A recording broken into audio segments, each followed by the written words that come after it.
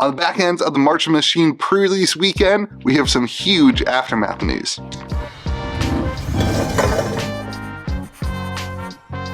Well, what is going on, everyone? Welcome back to Kitchen Table TCG. My name is Louie, and I hope you're having yourself a fantastic day. I hope you had yourself a great weekend. We did here at Game Grove. We had an amazing pre-release for March of the Machine. It was a super fun set. We had about 32 players hanging out and playing the game. Just really exciting to see people showing up for a Magic the Gathering set in droves, and really excited about the set. I have to say, people, their interaction with the mechanics seemed like a lot of fun. They had a lot of stories to say about the games that they played. And it just seemed like a really great pre-release and a really great night for people to enjoy Magic the Gathering. So really excited about this set. I think there's a lot of big wins for it. I also think there's a lot of big news coming out with Aftermath, so I want to share that with you. So first off, with March of the Machine, the set seems pretty good. Limited, it seemed like a lot of games were going to turns. I don't know if that's because people were still learning the battle mechanics and the other things, but people seemed to have a lot of fun, even though the games were going pretty long.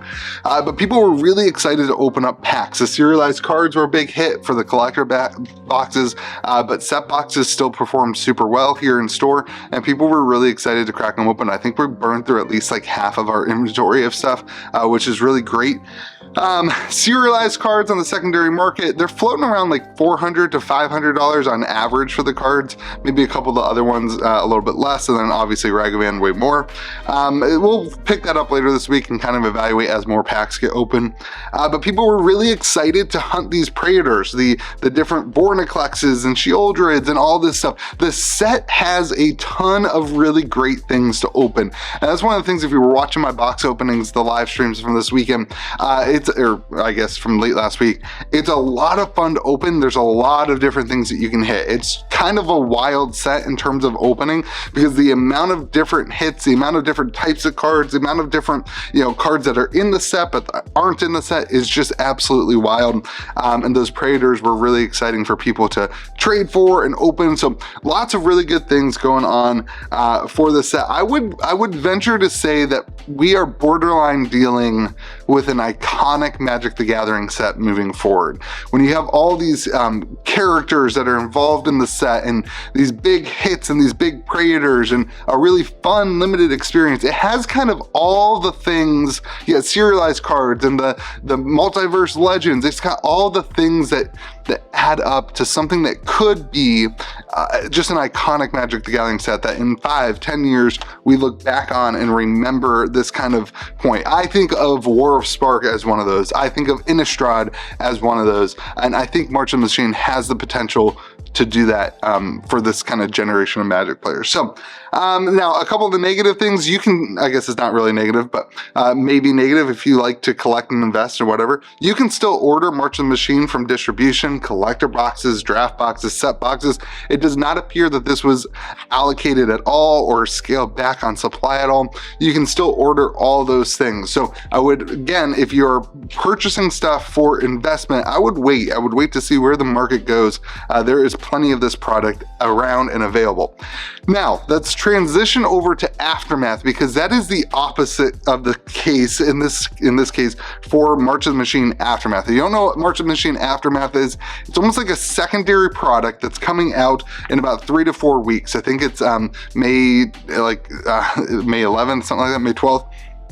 So it releases in 3 or 4 weeks.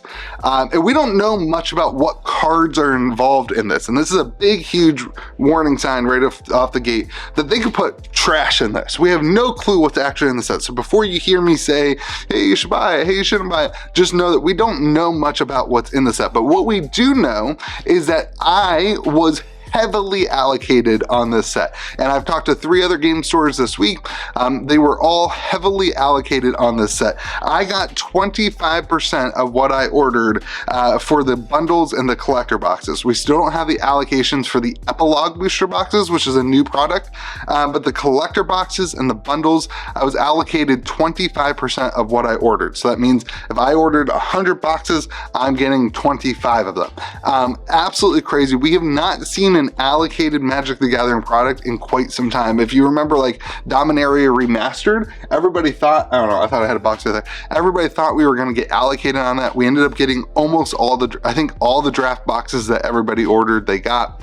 And so heavy allocation means that something has changed from a distribution level. Something has changed from a supply level from where we've been over the last 6 months. We have talked about this at length on our podcast that right now you're basically getting any Magic product that you order, but in this case we are heavily allocated. So what does that mean?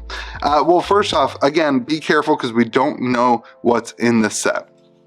But that's crazy. Like, heavy allocation on this means that they are scaling back on some of these products. It feels a little bit like the Phyrexia All Will Be One Step and Complete bundles. And that's like the last product, I know I skipped over that a second ago. That's really the last product that had any sort of allocations. It was nothing like this. The allocations on Step and Complete bundles, we got more of those percentage wise than we are getting for these Aftermath boxes. So just know that it appears that they have scaled back. Now again, we don't know what's in the set. We don't know what's going to happen. I actually think that what is happening is that they had to scale up production for Lord of the Rings set, and you know, they've come out and said that they believe Lord of the Rings set will be the most highest selling Magic the Gathering set of all time, and so they have to print more of them. So I actually kind of believe that they scaled back the print of this Aftermath set in order to print more of the Lord of the Rings set. That's just a thought. That's a speculation there. Don't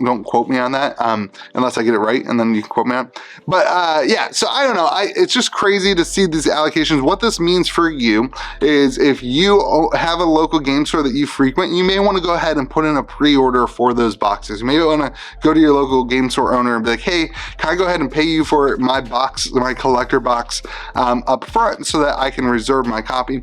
I would not go pay crazy aftermarket prices on this stuff right now because we don't know if they're going to reprint it. We don't know, like Step and Complete bundles. We don't know if we're going to see another big wave of Step and Complete bundles yet. We don't know how Magic is going to handle this whole auxiliary product short printing thing that they are doing. Are they going to commit to it, or are they going to see the tendies in it and see the ability to print more and make money and go ahead and do that? The closest thing I guess that we've seen to it is the Warhammer 40k decks, of which they did reprint, and the demand just has been absolutely crazy for. And that's what I anticipate actually happening. I think we will get some more Step and Complete bundles. I think that the Aftermath will come out. It'll be hot for 4 or 5 weeks, and then you know, pending that there's good cards in the set, it'll be hot for 4 or 5 weeks, and then they'll reprint it in a month or two, and it'll kind of slowly trickle. That's historically what they have done. They did that with Kamigawa and Neon Dynasty collector boxes. But there is a sense, there is a case here where they learn and that they actually want the product to go up in value and to stay expensive as they see these other games and what they're doing. So it'll be really interesting to watch and see.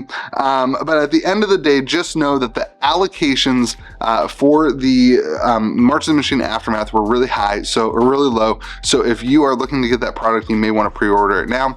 I don't have any available for online yet because I'm gonna wait to see what people want locally, and then I'll put them up online at gamegrove.gg. Anyway, hopefully you have yourself a fantastic day. Remember to be kind to the people around you, and let me know in the comment section if you enjoyed March of the Machine, what you liked about it, what you didn't like about it, and what you're anticipating for March of the Machine, the Aftermath. And then we can start talking about Lord of the Rings. It's gonna be crazy. Have a great day. Be kind to the people around you. We'll see you again next video.